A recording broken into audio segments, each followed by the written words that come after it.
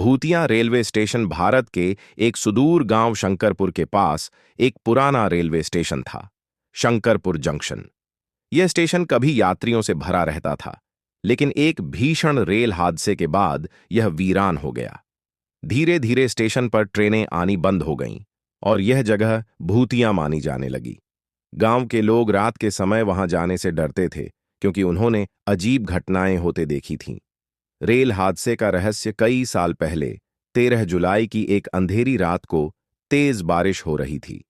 रात 12:30 पर एक ट्रेन, जो संपर्क एक्सप्रेस कहलाती थी, इस स्टेशन से गुजर रही थी।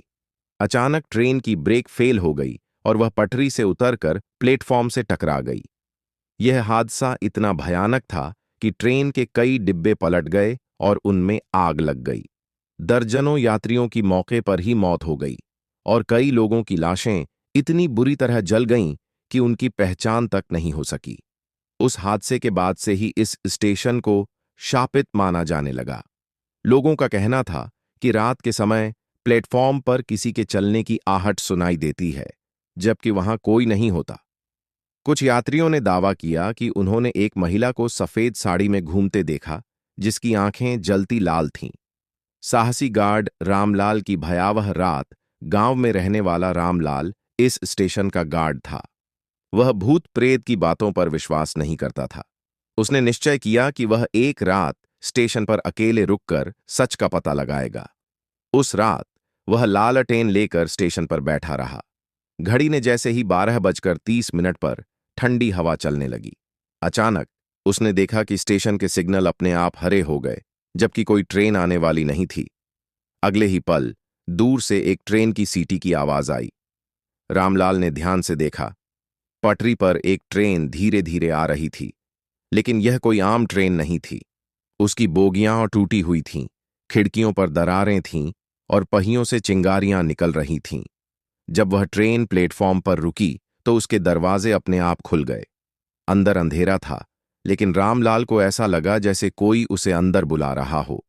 तभी उसने एक अजीब सी परछाई देखी। एक सफेद साड़ी पहने महिला, जिसका चेहरा जला हुआ था और आंखों से खून की धार बह रही थी। उसने धीरे से कहा, ट्रेन में आ जाओ, तुम्हें तुम्हारी मंजिल तक छोड़ दूंगी।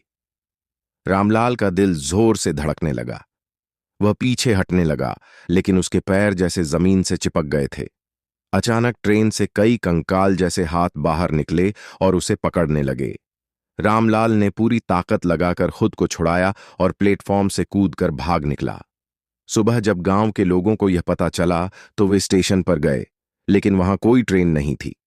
पर पटरी पर जलने की गंध आ रही थी और रामलाल के शरीर पर गहरे नाखूनों के निशान थे। भूतिया स्टेशन का डर आज भी कायम है। उसके बाद किसी ने भी रात के समय स्टेशन पर जाने की हिम्मत नहीं की। कुछ यात्रियों ने दावा किया कि जब वे उस रास्ते से गुजरते हैं तो ट्रेन की सीटी सुनाई देती है, जबकि वह रेलवे लाइन सालों से बंद पड़ी है। गांव के बुजुर्गों का कहना है कि जो भी रात के 12:30 पर इस स्टेशन पर गया, वह कभी लौट कर नहीं आया। आखिरी बार एक यात्री ने मजाक में वहां रुकने की हिम्मत की थी। अगले दिन उसकी लाश रेलवे ट्रैक पर पड़ी मिली और उसका चेहरा झलकर काला हो चुका था, ठीक वैसे ही जैसे पुराने रेल हादसे में मरे लोगों का था। अगर कभी तुम किसी वीरान स्टेशन पर हो और रात के 12:30 पर ट्रेन की सीटी सुनो, तो सावधान रहना। हो सकता है वो ट्रेन तुम्हें भी अपनी आखिरी सवारी बना ले।